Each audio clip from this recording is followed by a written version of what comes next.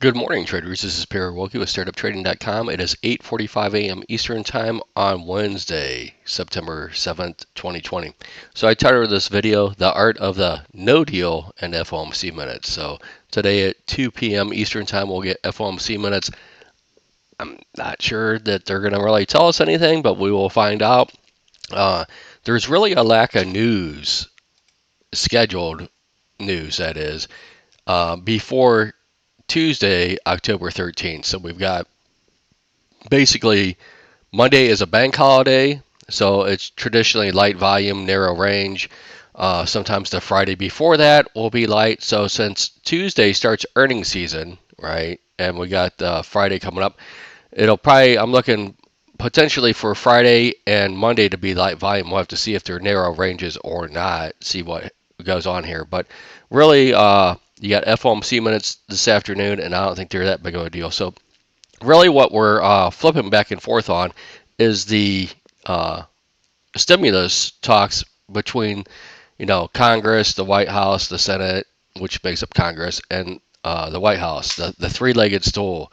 So as we look at this chart, the top of this chart is regular trading hours only, a daily and a weekly chart. The bottom of it is a daily and a weekly chart as well, but has extended hours turned on. So you can see really I'm focusing on on this weekly side. So the week before last, right, that was when we put in our low. That looked like a good low coming up. So as we, come off of that low, we can just look to see, really from the all-time high, really where we are. And you can draw it on your own charts. But basically, we're in and around that area that we can get some, resistance. So we hit our head yesterday at 34.21, 75 ish, and then as we come back down and look at the overnight, right after that, you know, move down yesterday during the bell session, right? This is over here. We'll zoom into the last few days on both of these charts. Right, this is the daily. So we had an engulfing bearish candle on the daily chart, and then we really opened up like almost at 3,400. You might as well call it 33.97 for the rounding, is really where we got to. So as we look at now what's happening in the overnight session, right, we've almost taken back all of that move again. We're currently sitting at 33.81 half. So yesterday or this session is really the bear's day to lose. So we'll see what happens, and we'll get into some other technical analysis. Looking at the level fours as we go out, and we'll have to compact these. Really, everything is on the table from 35.09 down to 31.97 quarter. I don't think we're likely to see either extreme. I don't think we're likely to get below 32.95 on the downside, which, that's almost 100 points down at this point in time. And I don't really think we're going to get over 34.1375 to the upside, even though we did get over that yesterday. So above there, though, there would be basically 34.36 quarter and 34.73 quarter.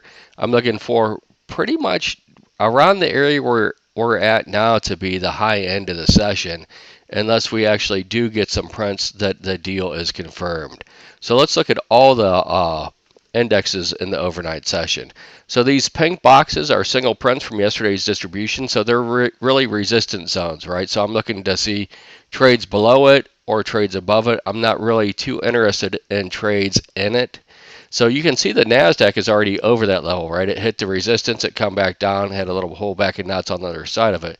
So the NASDAQ is leading higher on that. You've got the Russell at value area high. You've got the Dow and the ES just right in the middle of value, basically. You got the point of controls up near the upper end of the zones for everything except for the Russell. It was at 1572.50 yesterday. It was actually, below the settlement was where it went off. So there's more trades that took place down there between 4 and 4:15 than there were the rest of the time. But you can see these blue boxes, right? These are what I call underwater trades. These are trades that went off between the bell low of the day and really when futures closed at 5 p.m. So these will be something if we start getting back into this middle distribution, and that includes the NASDAQ, right? I want to really watch and see what distributions these are. To be honest with you, for the first time in a while, I'm actually leaning a little short, and I'm looking to see for confirmation. So I'm really looking to see this 34.30 level. If I look back at the longer term chart, we have one untested node really above us at 34.30. I'm going to zoom in here.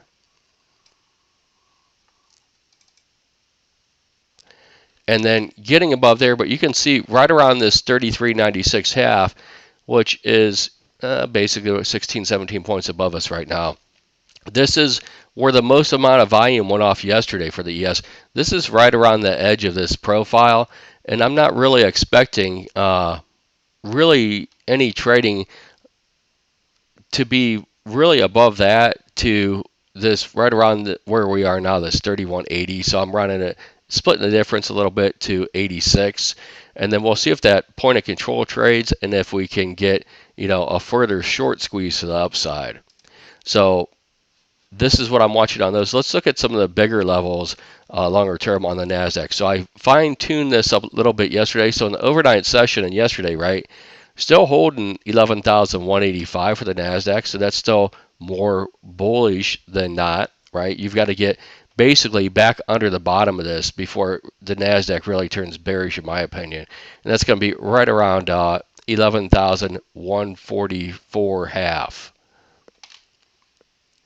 So above, I still think you're looking at 11,430 and 11,580.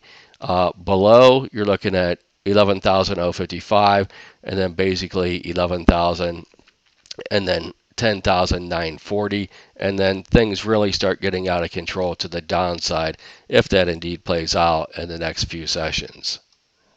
So looking at the Russell now, which was flirting. So the rest of the indexes were flirting with, support.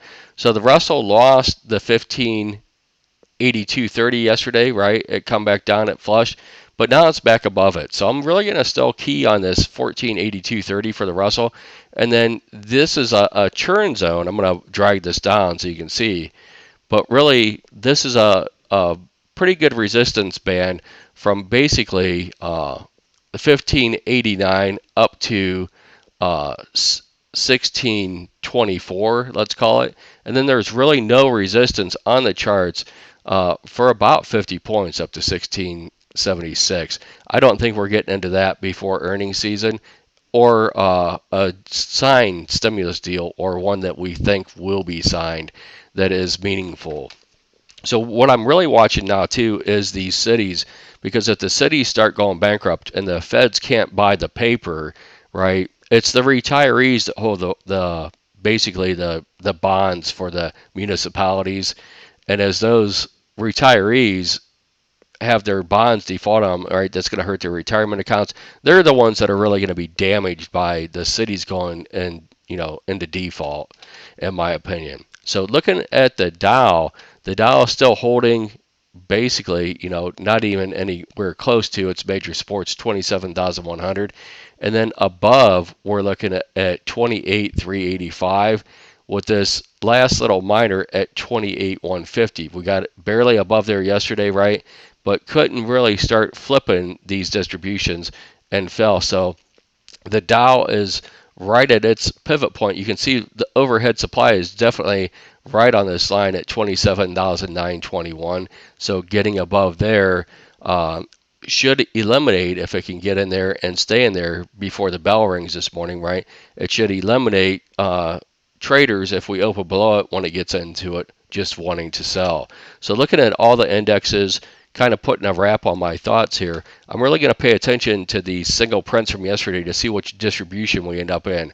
I'm going to be a little bit less bearish in this upper distribution until we can cross basically above 34.30.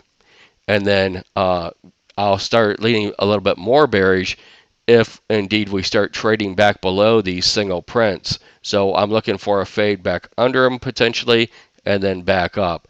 Otherwise, it's sit on hands and let the market prove itself. It's really the bulls that are in charge since this overnight session started, right? It's been pretty much straight up into what should be resistance, but there has been no resistance.